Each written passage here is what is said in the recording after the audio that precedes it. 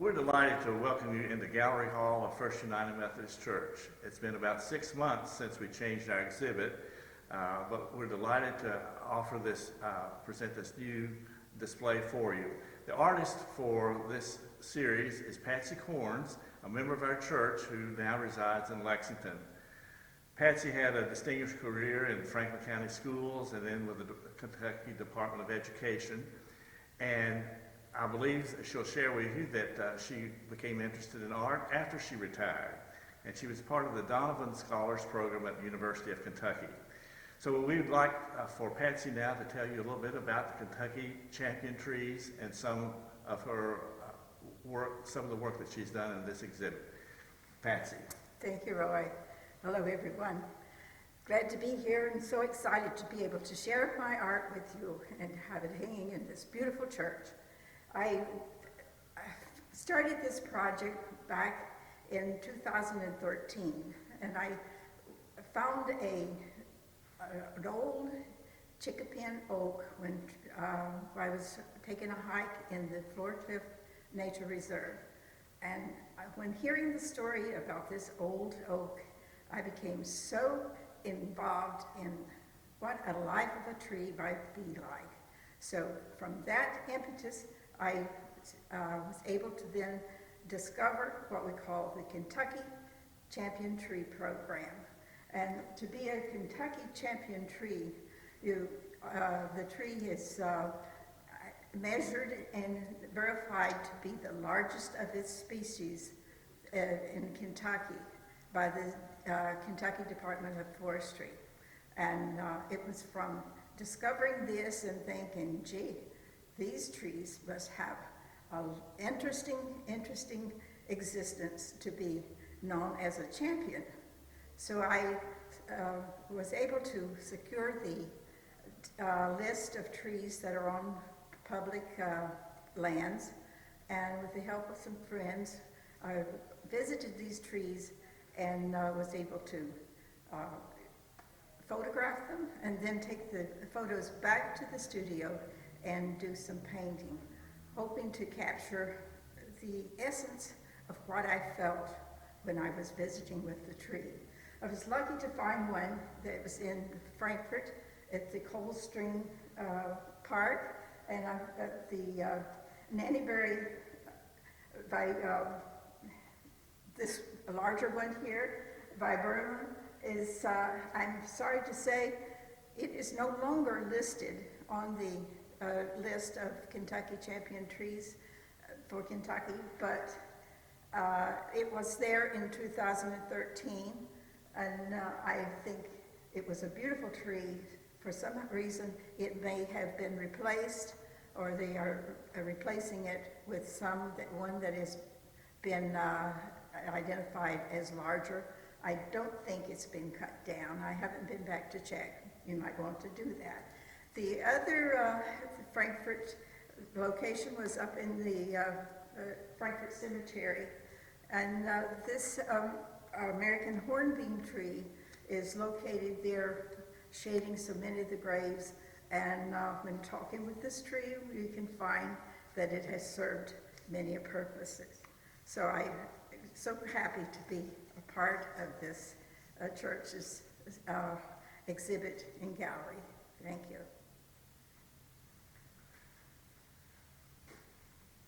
We're going to take some time now for Patsy to go through each of the individual pieces of work that she did and tell you a little story about those. Encourage the public to come and view this site, either come and view it live during the week. The front door is open and the daycare is locked separately from the gallery hall.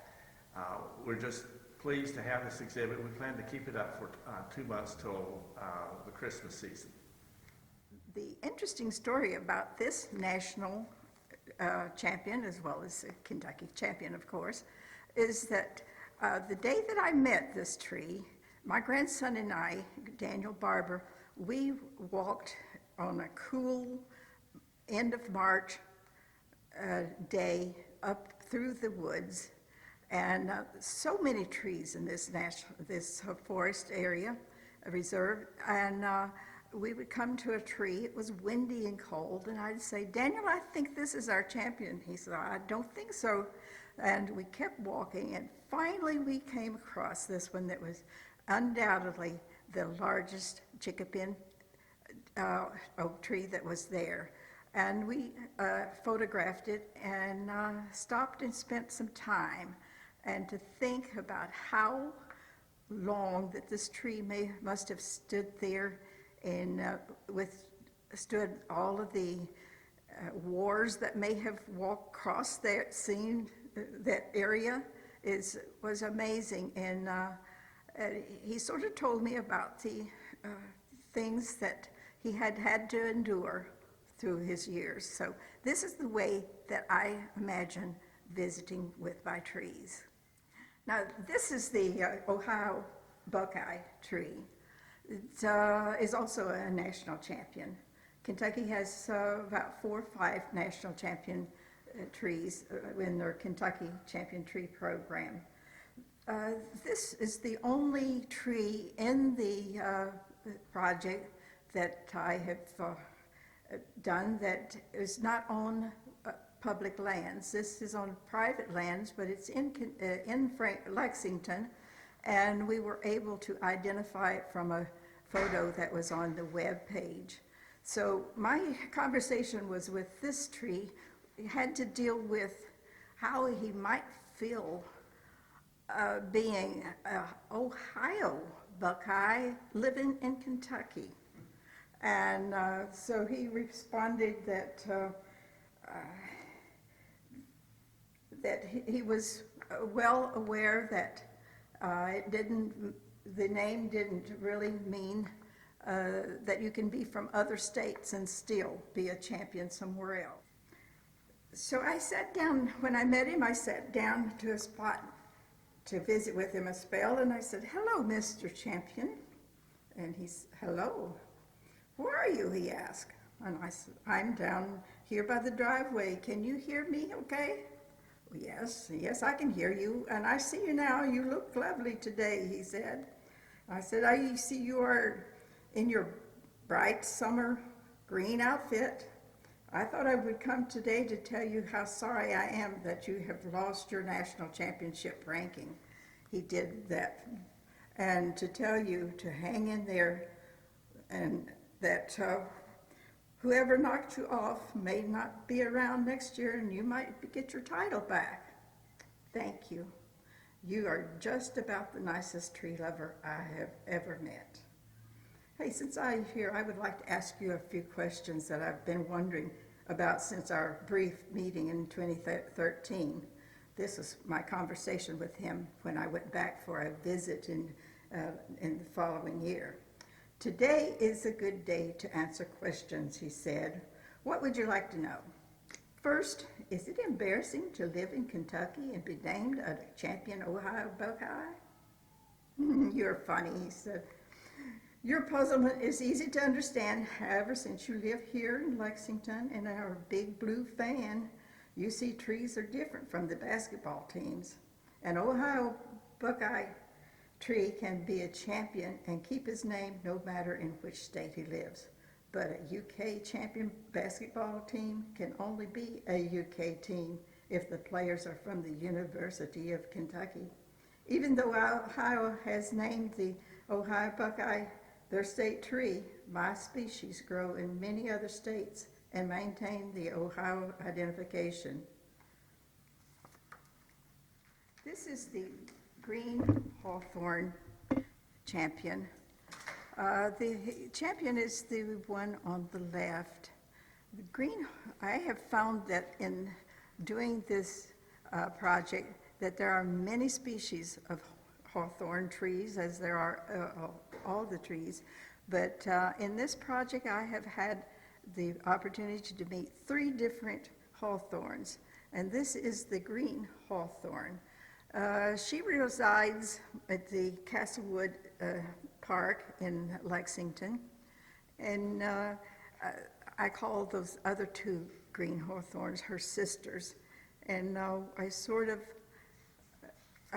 treat them as a group of little sisters there, and let them speak to me about how they enjoy living in a large park, and I had them tell me some stories about the life of people living in the huge castle there at Castlewood Park, where an art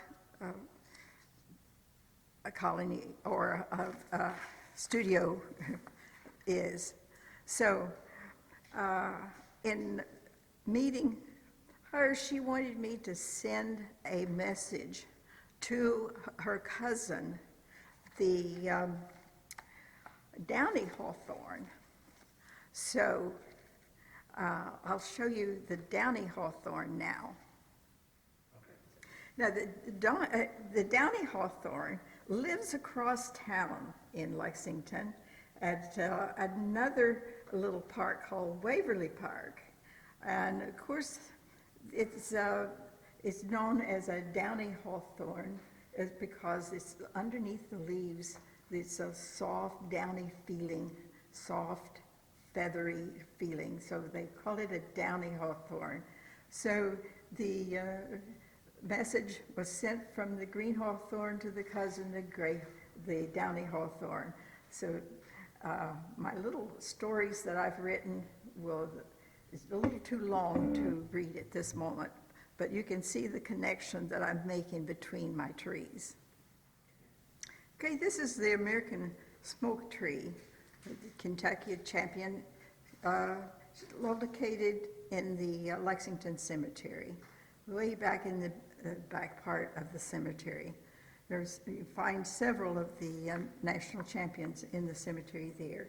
But this particular one is, I thought, so beautiful for the tree. The hawthorns sort of grow from, it looks like multiple trees together from the base, but this very large tree for a smoke tree. That's the thing about the Kentucky Champion program. You don't have to be a huge, big tree to be known as a Kentucky champion. You just have to be the biggest of your species. So this tree, a lot of times is known just as a smoke tree bush shrub, but this one has grown very large. My concern for this smoke tree, if you've seen them after they bloom and the blossoms on it turn gray, they look like puffs of smoke on the end. A very beautiful tree. And I just wondered, since it's called smoke tree, if it got any backlash with our laws these days limiting where people could smoke. So we had a nice little conversation about that. This is the Black Hawk fiber, the Kentucky champion. This is an illustration of how you don't have to be very big to be a champion. And Ms. Black Hawk is located in the Woodland Park in Lexington. And when I discovered her, I'm thinking, no way. What would a tree like that, who would ever think to stop and give it an honor of any kind? It has all of the knots and bruises, but in talking with her, I found out that she was very proud to have all of the knots, because the burls, that's what makes them so popular, especially with wood carving people. They love the wood because those knots make such interesting grains in their wood things. So she was very happy to be named a champion and to know that her wood was very sought after.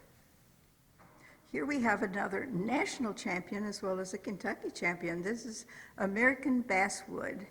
And Mr. Basswood has a distinct location to live in the Lexington Cemetery. He considers himself the guardian of the Henry Clay Monument. there by the Henry Clay burial. So he's very proud to stand there. He was there even before Henry Clay's grave and monument was put there, and he feels very proud of his duty as well as his size. This is the Sumacs that you'll find in McConnell Springs in Lexington. It's smooth Sumac and Staghorn Sumac.